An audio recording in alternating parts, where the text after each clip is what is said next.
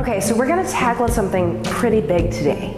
How do you get out of your head and get away from this feeling of being nervous about how you're gonna come across on camera? There are two pieces of this puzzle. And it starts far before you're ever standing in front of that camera or getting ready to sit down for that interview. It starts with really understanding what are the stories you've built up in your head around who you are when you're on camera or you're in an interview. How do you come across? And these can be stories that maybe started in your childhood, like, oh, I'm a shy person. I don't like crowds. I don't like having the attention on me.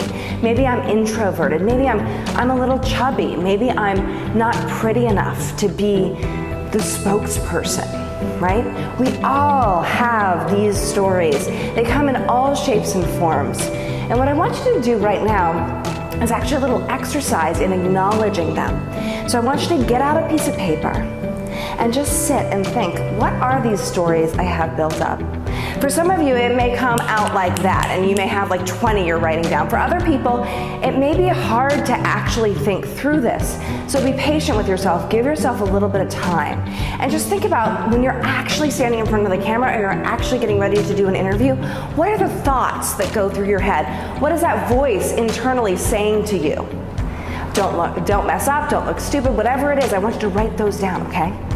Now, the other piece of this is how should I be, right? We have these expectations of how we should be on camera or in an interview or in this role as business owner, entrepreneur. And these things can also get in the way. So I want you to do the same exercise with these, right? I should be 15 pounds lighter. I should be more charismatic. I should look more business-like. Whatever it is for you, I also want you to write those down. Take a few minutes. Really sit with this, knowing that you probably will think about things tomorrow and the next day to add on to these lists. But for right now, I want you to be really objective once you've got these lists written down and just look at them. Don't judge yourself for them. There's nothing wrong with them. Look at them and then make a decision. Are you going to keep these stories going, or are you going to decide at this moment that these are no longer going to be holding you back? And if you're with me and they're no longer going to be holding you back, I want you to take a pen and just X them out. You can even rip up the piece of paper, you can burn it, you can do whatever you want. But I really want you to physically X them out, cross them out. These no longer need to stand in your way. And what I want you to focus on instead is thinking about what you already do so brilliantly. What are those things that your clients absolutely adore about you, that your loved ones say they cherish in you? It might be that you're bright and bubbly. It might be that you have so much fun in whatever you do. It might be that you have a lot of engagement, that when you're talking to them, they feel like they're the only person on the planet. I want you to dig, and if you don't know off the top of your head what those are, what a great reason to go and ask. Ask your clients, ask the people who love you and know you the best.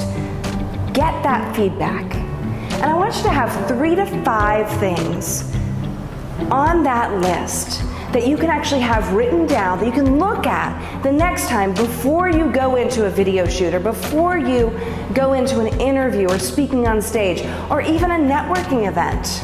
And I want you to look at those things. And instead of focusing on what you're not or what you should be, I want you to focus on what you already are.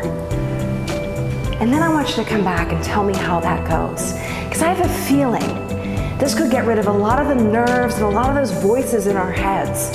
They could allow us to be fully present and fully focused on our message, which is the ultimate goal. Now I know you're not the only one who needs to hear this, so share this video. There are other people out there who desperately need this message. I also want you to know that I believe you have a bombshell within just itching to come out. You have a story to share that is incredibly valuable. And my goal is to give you the tools to be able to do that in a way that really connects with your audience. So once you've tried out the tools from today, come back here, tell me how they work. And I can't wait to hear all about it. I'll see you in the next video.